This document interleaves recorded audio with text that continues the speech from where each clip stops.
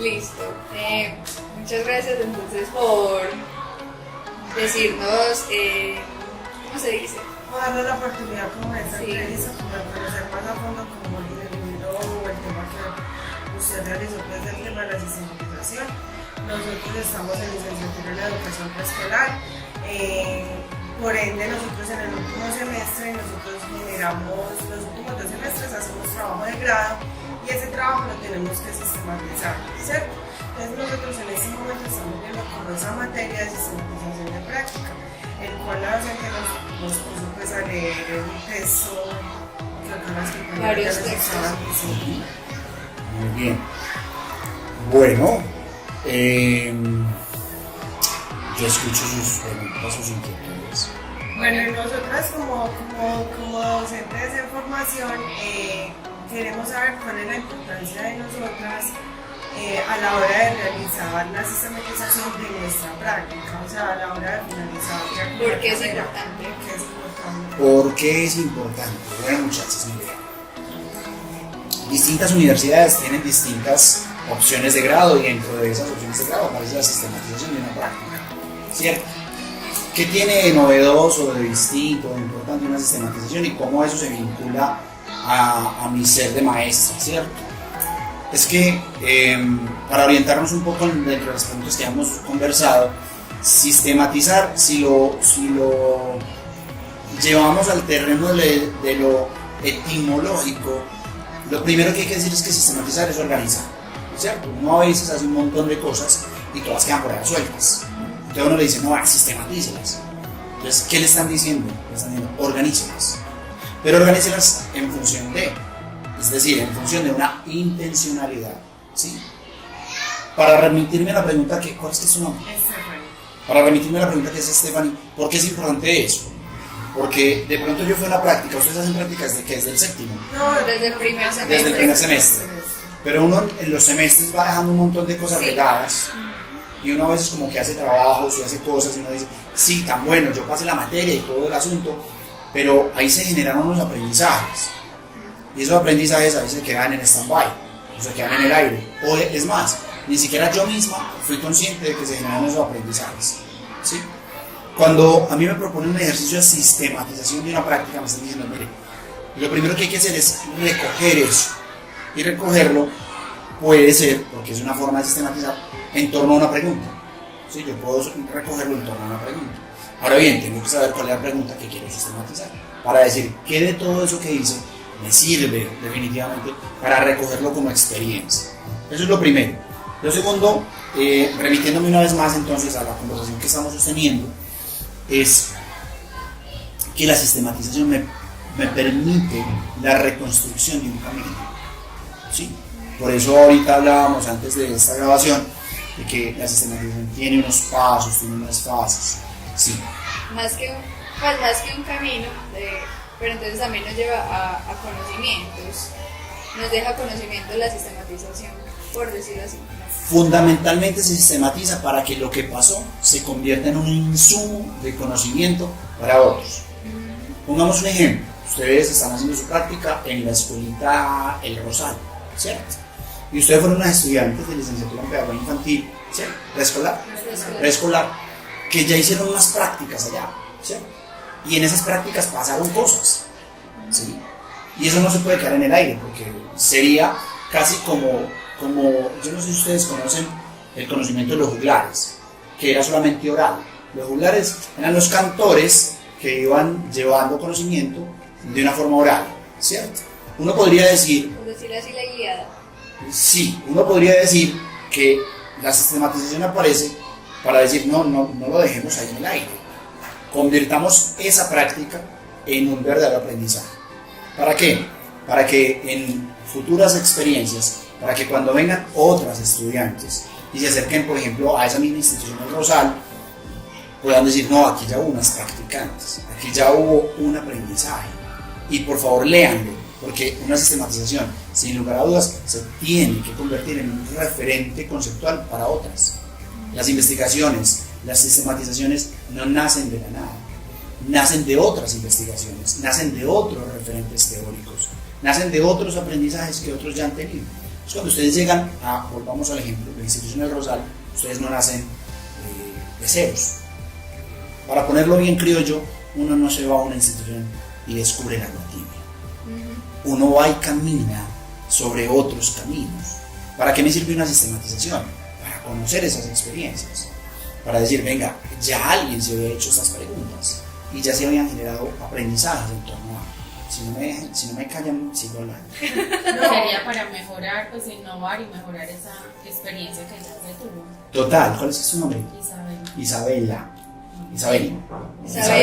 Claro, Isabel. Una sistematización tiene que servir para que quien venga y la lea pueda decir, mire, estos fueron los aprendizajes, estos fueron los descubrimientos, estos fueron los hallazgos, esto se halló, esto se encontró.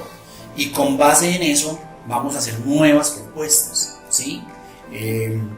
Es que en educación tenemos un problema muy grande y es que a la gente no le gusta escribir. Primero no le gusta escribir, pero no le gusta ir a las fuentes que ya lo han hecho para decir, mira, hemos Porque nos toca leer mucho. Sí, por un lado porque nos toca leer mucho, pero también yo lo siento, yo les contaba ahorita que yo soy educador hace 20 años, yo siento que nosotros los educadores tenemos un cierto celo profesional de sentir que nosotros sí sabemos y nadie más, ¿sí? Y nos cuesta mucho trabajo decir, no, mire, yo voy a ir a una experiencia, pero voy a buscar antes. Ustedes por ahí tienen una pregunta de las fuentes. Yo voy a las fuentes primarias, a las fuentes secundarias, para poderme nutrir de eso. Yo no puedo llegar en ceros, ni puedo llegar pensando que allá no ha pasado nada. Claro que han pasado un montón de cosas. Y eso, muchas veces en educación y en pedagogía, es uno de los grandes errores que cometemos de suponer que es que antes no habían otros aprendizajes. Y que yo apenas estoy empezando a conocer lo que está pasando en ese sitio. Total. Y hay una cosa muy importante, muchachas, es que el primer aprendizaje realmente no debería ser in situ. Es decir, no podría ser yo llegar y, a ver, yo conozco. Lo realmente importante previo sería haber hecho un estudio. Por eso normalmente nosotros las invitamos a ustedes como estudiantes siempre a que hagan un rastreo bibliográfico, a que busquen teóricos que hablan de eso, que no se vayan allá como que vamos a ver qué fue lo que encontramos, ¿cierto? Por poner cualquier ejemplo, en una práctica educativa uno encuentra niños que tienen dificultades de aprendizaje, ¿cierto? Pero es que las dificultades de aprendizaje ya han sido bastante caminadas y definidas por muchos autores. Yo no podría llegar allá pensando que es que estoy descubriendo cosas que nadie ha dicho. Claro que mira, que este niño bases. tiene tal comportamiento, entonces ¿qué será lo que le está pasando? Pero ya hay bases en las que podemos identificar muchas cosas y de las cuales podemos ayudar a seguir mejorando. Un trabajo. Por supuesto, y es una responsabilidad del estudiante en formación, es una responsabilidad del docente que ya está allá, y es, venga, yo no puedo intervenir si yo no he nutrido mi práctica de unos referentes que me digan cómo intervenir. Por ejemplo, a nosotras nos dicen las 2 primeras semanas que vamos al centro a ver cómo es el trabajo, hacer la caracterización. Entonces eso nos sirve de ayuda no solamente para que, sí, un insumo, que es la caracterización y me toca saber quién es la profe, cuántos niños son, bueno, en fin, hacer un derrotero de varias preguntas también que nosotros debemos consultar propiamente de allá, pero también la idea es que uno, como usted dice, no se vaya así, esa institución tal, queda en tal parte y no sabemos nada de esa institución, ni la misión, sino que apenas vamos y decimos, ¿cuál es la misión? ¿Cuál es la visión?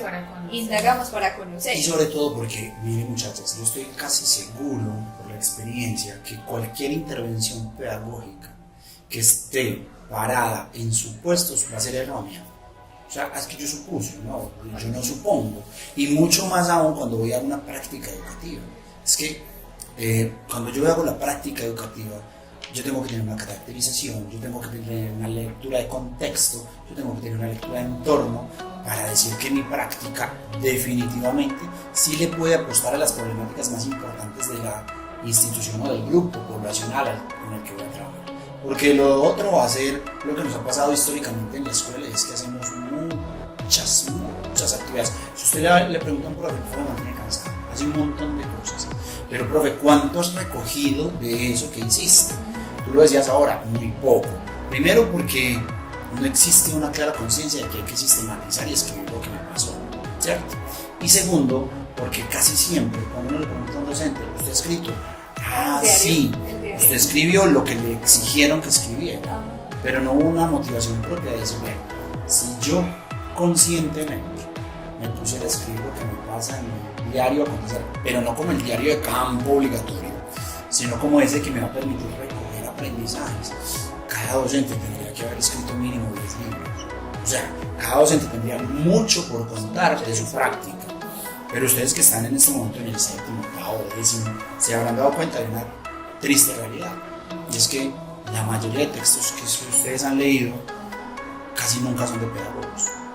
Ah, sí. ¿Sí? Eso. Es muy Siempre, cierto. la mayoría son psicólogos. Psicólogos, sociólogos, Sociólogos. antropólogos. Se nos han metido al rancho un montón de gente, Sí. con todo respeto. Sí, es verdad. Pero nosotros que estamos en el aula de clase, que estamos con el niño, que estamos viviendo la práctica pedagógica, no la escribimos, que se nos pierde.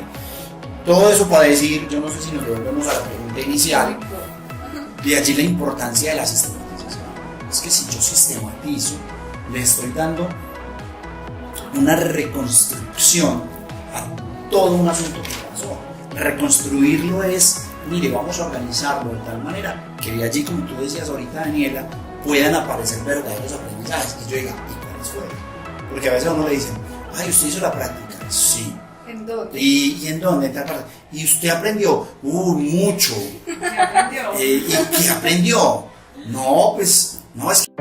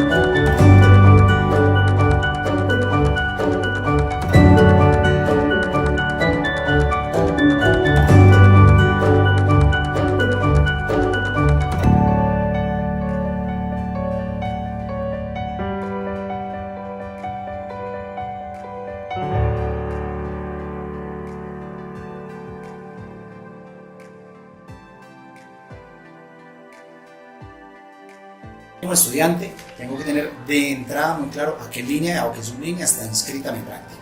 Si lo tengo claro. Si no lo tengo claro, lo tengo que clarificar, ¿cierto? Porque cuando ya llegue el momento de socializar la sistematización o de mostrar la sistematización, hay que decirle y a qué línea está inscrita, ¿cierto? Y si eso realmente coincide con lo que la universidad, en este caso el Tecnológico de Antioquia, está planteando, ¿cierto?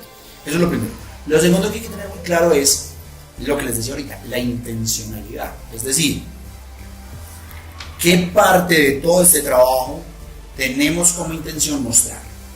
Que digamos, yo que sí en el décimo, ¿cierto? Sí. Yo ya tengo el trabajo de grado, digámoslo así, ya a terminar y lo único que nos falta a nosotros en este semestre es sistematizar, ¿cierto? La línea de nosotros con la que nosotros estamos trabajando es el desarrollo socioafectivo de los niños y las niñas, en el aula de clase, ¿cierto? Entonces, yo quiero sistematizar no todo el trabajo, sino los resultados que me arrojó todas las actividades que yo hice. ¿Cómo lo puedo sistematizar? Muy bien. Entonces, planteemos dos cosas. Un asunto es todo el trabajo de investigación que he hecho. Y otro asunto es lo que voy a sistematizar de todo esto, ¿cierto? Incluso a las estudiantes a veces les...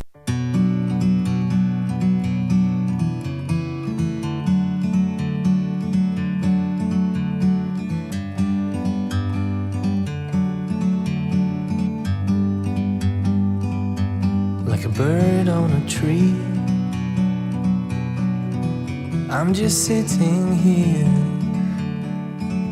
I got time, it's clear to see. From up here, the world seems small. We can sit together. It's so beautiful, you and me. We meant to be in the great outdoors, forever free.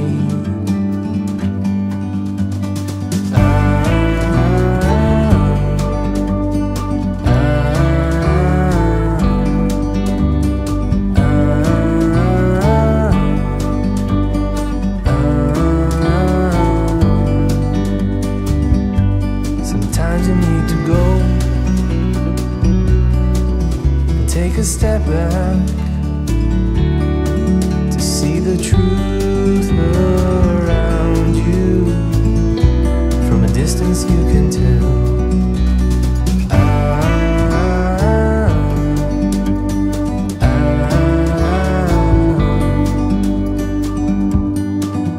You and me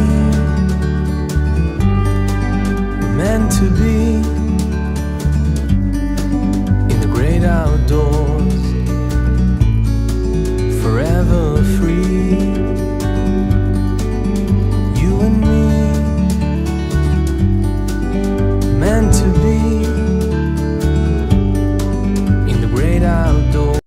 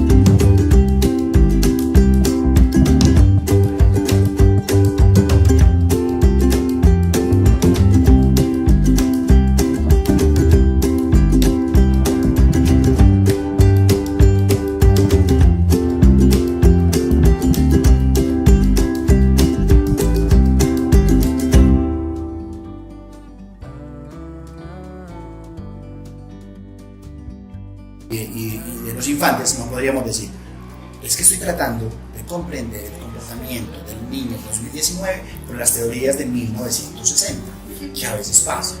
Es absolutamente respetable que hay teorías, que está la gran teoría, ¿cierto? Y esa gran teoría se tiene, eso suena duro, pero se tiene que seguir moviendo con base en lo que la realidad me devuelve. Entonces, por ejemplo, sus sistematizaciones, ¿para qué sirven? Y sus experiencias significativas, ¿para qué sirven? Para que la teoría se siga replanteando.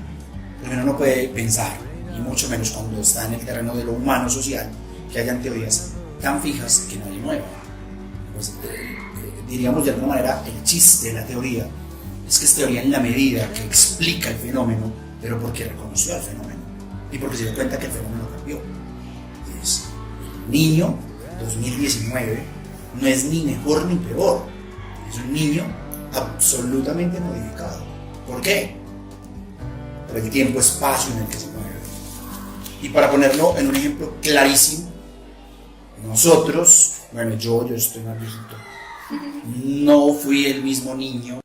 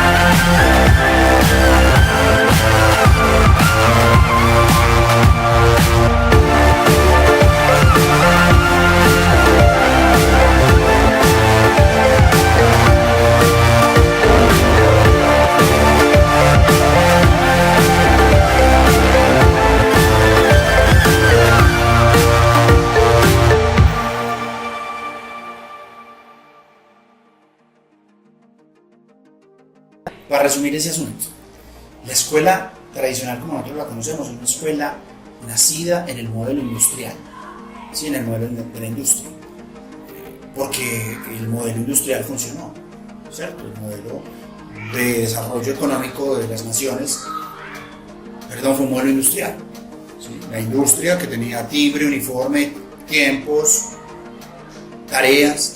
Entonces la escuela surgió igualita. Si ustedes comparan una de las antiguas empresas con la escuela está emulando totalmente a eso. Pero es que el modelo industrial ya murió, desapareció. O sea, no hay hoy por hoy un modelo industrial. Por ejemplo, en el modelo industrial habría que ir hasta el trabajo, trabajar 8 horas. Ya hay gente que no trabaja 8 horas. Y hay gente que no va a la empresa. Hay gente que tiene empresa en su casa. O hay gente que tiene empresa en el celular. Y entonces, eso cambia el paradigma. Eso cambia el modelo de pensamiento. La educación se retrasa, por decirlo así, en un espacio, en el tiempo de que ya no es, pues ya surge entre otras teorías. O sea, ya la gente está quedando como en, bueno, hay que cambiar porque ya vemos que nuestra sociedad está cambiando, porque dígase tecnologías que se están acoplando, o dígase nuevas formas de educar, porque vemos que en otras partes está dando resultado esto, o lo que, por decirlo así, vemos que se está poniendo como de moda, que últimamente son cosas que escuchamos decir. O sea, educamos, no sé. Mira, hay una cosa muy importante. Si tú revisas la vida de casi cualquier estudiante, tiene 2 líneas. Una cosa es lo que hace en la escuela y otra cosa es lo que hace en la vida real. Pero no debería ser. O sea, la escuela y la vida deberían ser una misma cosa. Es decir, uno debería vivir en la escuela como se vive cotidianamente. Pero los chicos, los más pequeños, saben que una cosa es el mundo de la escuela y otra es lo que ellos mismos nombran como, no, profe, Cordy, la vida real. Entonces uno dice, ¿cómo así? Entonces la escuela como que es simulada, como que no pasa en la realidad. Y uno lo siente todo el tiempo. ¿Qué tan lejos estamos temporal y metodológicamente hablando de lo que le pasa a los estudiantes? Y cuando digo estudiantes estoy diciendo el chico del preescolar que usted tiene de 5 añitos, pero ¿qué le pasa ahí dentro del espacio escolar? ¿Qué le pasa en la casa, en la calle? ¿Y cómo conversa la escuela con eso? Hoy tendríamos que decir desafortunadamente muy poco, conversa muy poco. Entonces los contenidos que trabajamos en la escuela empiezan como a caer en desuso, como que, ¿por qué? Si eso no me está pasando en la vida real. Claro, De lo que le pasa. Claro, entonces profes todavía dibujando en el tablero cosas, cuando en la realidad virtual usted no tiene que gastarse tiempo para dibujar nada. Ahora aprenda y miren. Pero bueno.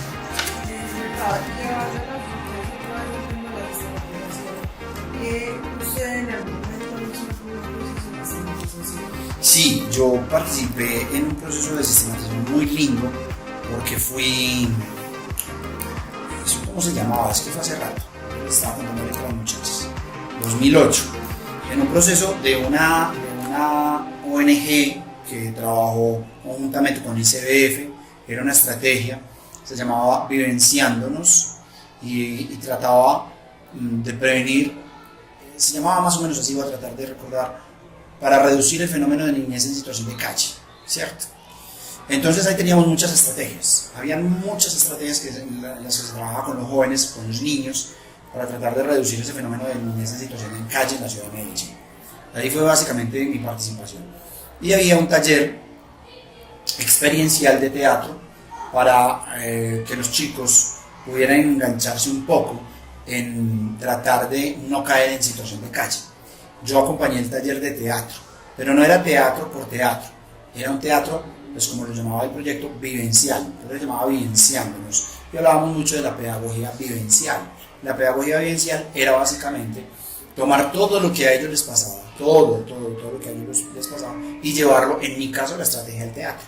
¿cierto? Entonces, representando a los niños. Entonces hacíamos muchas representaciones y el teatro es muy lindo porque, bueno, yo tengo también una formación actoral, teatral, pero eso no se los conté porque eso hace mucho rato, pero en esa formación hay cosas que el teatro posibilita y el teatro es muy lindo porque el teatro posibilita que el mundo acontezca de otra manera distinta a la realidad.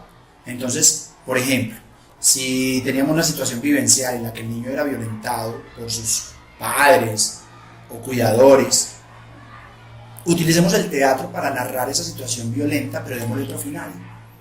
¿Sí? Y jugábamos, por ejemplo, al como si hubiera terminado de otra manera. ¿Sí?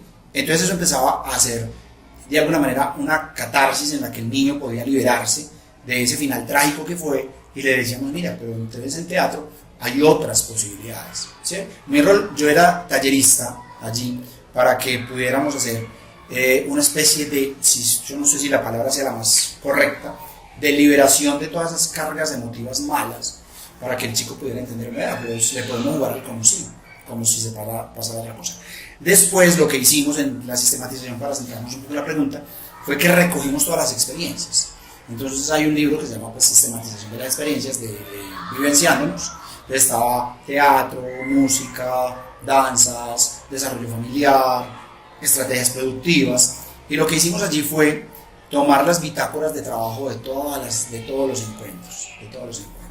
¿Y cuál era, como lo decíamos ahorita al principio, cuál era la línea que direccionaba esos aprendizajes? Es decir, ¿qué nos podían narrar, qué nos podían contar los niños al final que habían aprendido de esas vivencias? Exactamente. Eso fue lo que sistematizaron, lo que los niños narraron. Lo que los niños narraban como aprendizajes significativos de todos esos encuentros.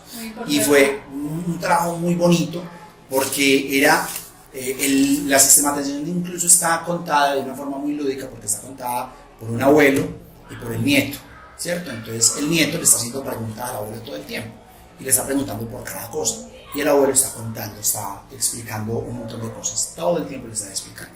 Entonces es un aprendizaje bien bonito. Ahí, ese libro me lo encontré después por allá en varias universidades como sistematización de la práctica y fue muy rico haber participado allí porque todo lo que nosotros escribíamos después se tomó como insumo para poder llegar a esa sistematización. Entonces, para centrarnos en lo que es el libro que estamos leyendo, pues, en el cual estamos también partiendo para poder hacer esta entrevista, por decirlo así, o este conversatorio, usted nos da claridad de los objetivos que se mencionan en el libro, porque el libro nos conduce a que en la claridad de los objetivos haya una reconstrucción de la trayectoria, que pues como es vista en cuanto a lo que usted ha tenido de experiencia, nos da a entender que pues esa reconstrucción es real, se debe hacer real y viene a ser, el libro lo menciona, una reconstrucción narrativa que es el relato con una pregunta guía. Entonces ustedes tuvieron que hacerse varias preguntas, o sea, qué es lo más importante, qué cosas no son tan importantes y hacer la reconstrucción temporal, o sea, cuál es, en qué tiempo estamos situados, cómo fue la narración de los niños también, exacto, la cronología y la trayectoria, que fue lo más impactante, lo más importante y pues la metodología implementaron para Sí, y mire, es muy además, claro. Sí, y además porque una sistematización tiene que ser muy fresca. ¿A qué me refiero? No, tú lo mencionabas ahorita y es muy narrativa, no puede ser, vamos a ponerlo en términos muy nuestros, no puede ser un texto ladrillo, no puede ser un texto recargado de teorías, sino que es una narrativa que me deje ver lo que pasó, incluso darle voz a esos, por ejemplo, a esos niños, ¿sí?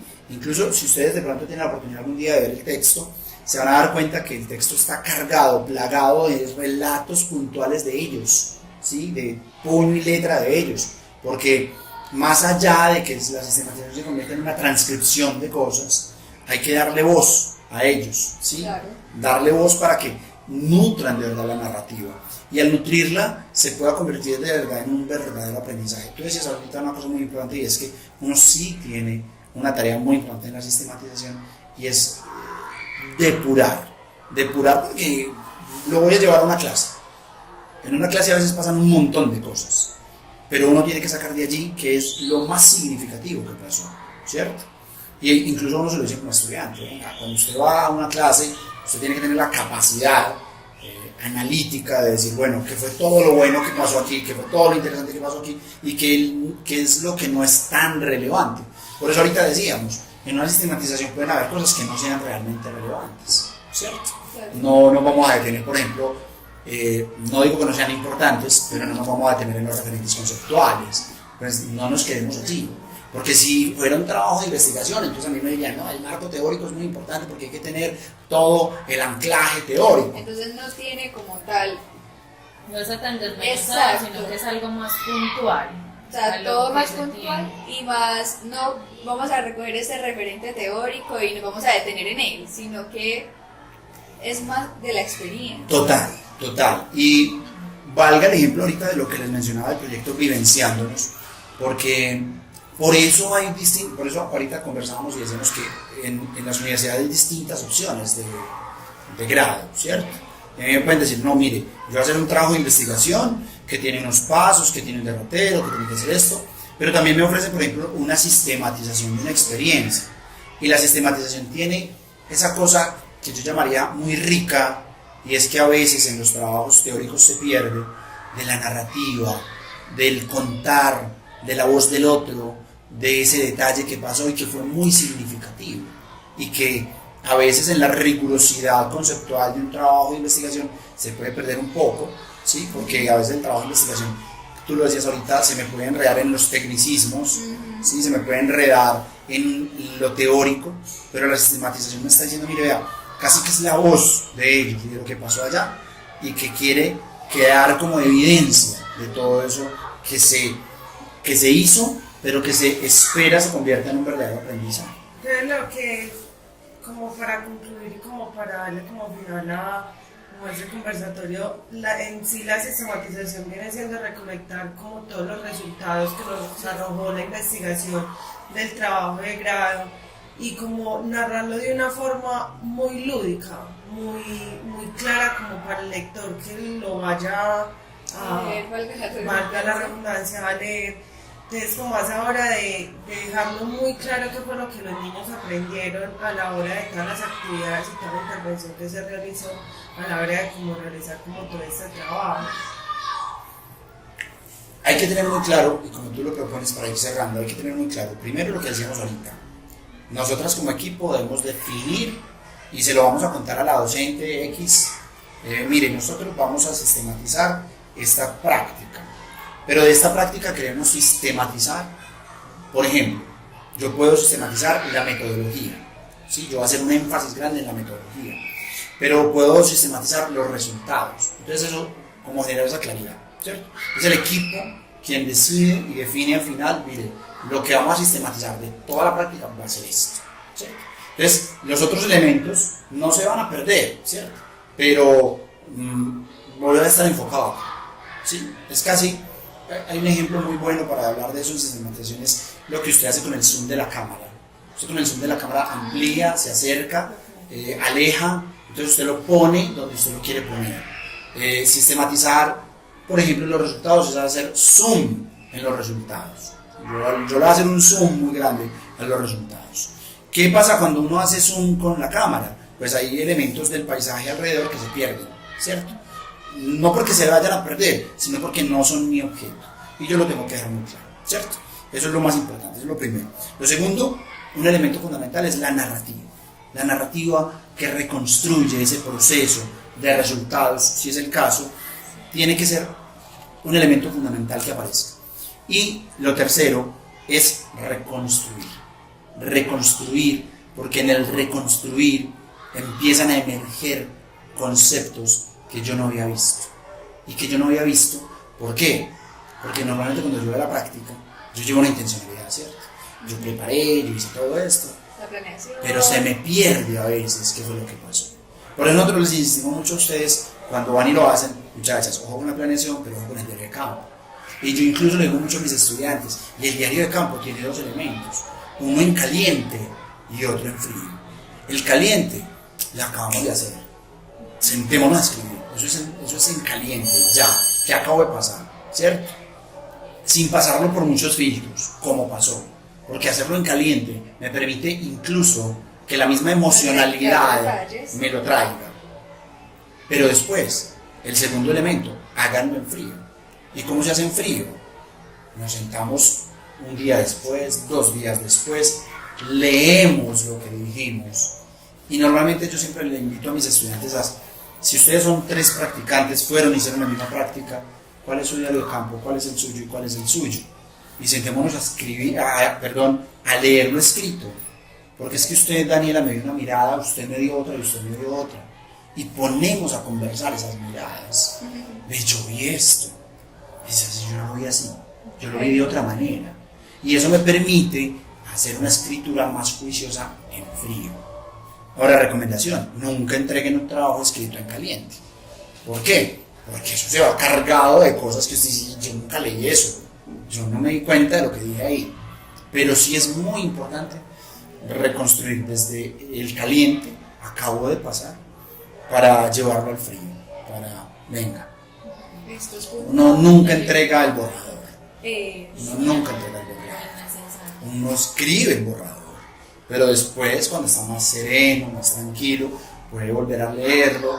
Incluso a veces decirse, Dios, yo qué escribí aquí, porque ni yo entiendo qué escribí.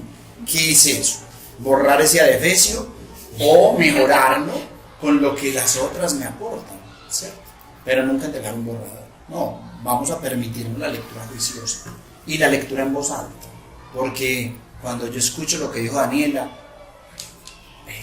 me di cuenta de una cosa que de pronto yo o no había visto, o habiéndola visto, no la sabía nombrar.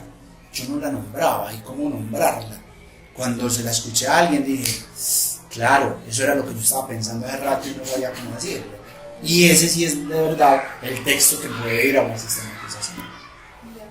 O sea que en palabras más o palabras menos, la sistematización no es encargada de una sola persona, sino que hay varios que están interesados, claro, varios actores. Claro, y pero una sola persona puede hacer una sistematización. Sí, pero nunca es recomendable. Y nunca es recomendable por lo que acabamos de conversar. Sí, porque yo tengo un punto de vista diferente.